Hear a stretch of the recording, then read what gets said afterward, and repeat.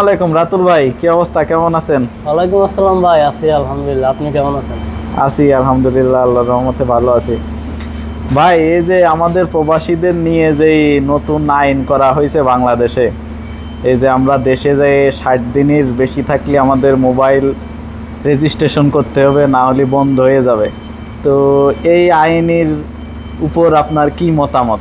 এটা কি কাজ ঠিক করেছে নাকি আপনি কিভাবে দেখতেছেন, আমার একটু বলেন। ভাই, এটা কোনো কথা যে আমরা প্রবাসীরা এতদিন কষ্ট করে নিজের শরীরের ঘাম পানি করে দেশের জন্য আমরা টাকা পাঠাই, দেশের মানুষের আমরা সবসময় ভালো চাই। এটা কোনো কথা, এটা কোনো নিয়ম যে আমরা দেশে গিয়ে নিজের ফোন চালাতে পারবো না? না, এটা আসলে খুবই খারাপ করেছে ভাই। আমরা প্রবাসীরা দেশের অর্থনীতিকে আমরা সচল রাখি। অবশ্যই আমরা প্রবাসীরা সবসময় চেষ্টা করি নিজেরা ভালো থাকি বা না থাকি, নিজের ফ্যামিলিকে ভালো রাখার চেষ্টা করি।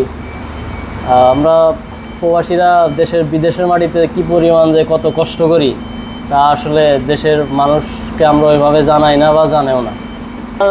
নিয়ম বা আইন যেটাই করুক সেটা ভেবে চিন্তা করা উচিত, কারণ সবসময় কি আমাদের প্রবাসীদের উপরই এরকম নিয়ম করে, এরকম অবিচার করে? এটা কোন দিক দিয়ে যৌক্তিক?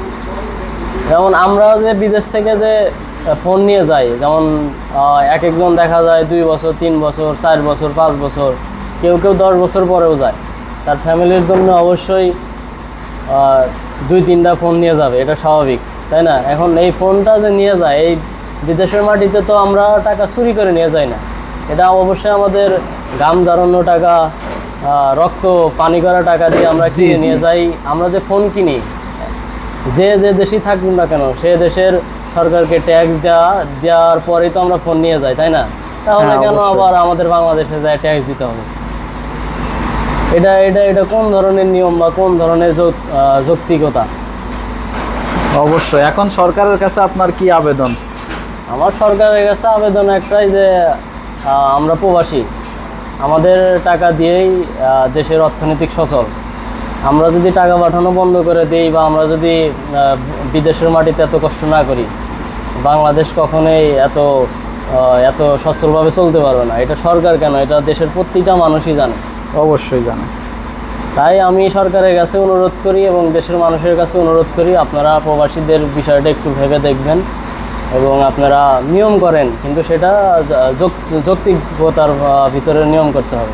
অবশ্যই। এমনি এক নিয়ম করলে বা প্রবাসীদের উপরে বারবার এরকম অবিচার করলে, আমরা প্রায় দেখি প্রবাসীরা যখন বাংলাদেশের এয়ারপোর্টে যায়, দেখা যায় যে একটা মানুষ 4-5 বছর থাকে বউয়ের জন্যে বা ফ্যামিলির মানুষের জন্যে কেনাকাটা করে নিয়ে যায়, ফোন বা স্বর্ণ যে কোনো কিছু। দেখা যায় যে ব্যাগ কেটে ভিতর থেকে স্বর্ণ বা যে কোনো কিছু তারা চুরি করে নিয়ে যায়। এটা কোন ধরনের? এটা পৃথিবীর কোনো দেশেই নেই, শুধু একমাত্র বাংলাদেশেই প্রবাসীরা এই হেনস্থার শিকার হয়।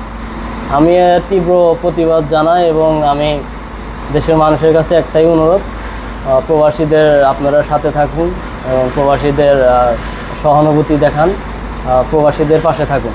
এটাই আমার দেশবাসীর কাছে চাওয়া এবং সরকারের কাছে চাওয়া। ওকে, ধন্যবাদ রাতুল ভাই।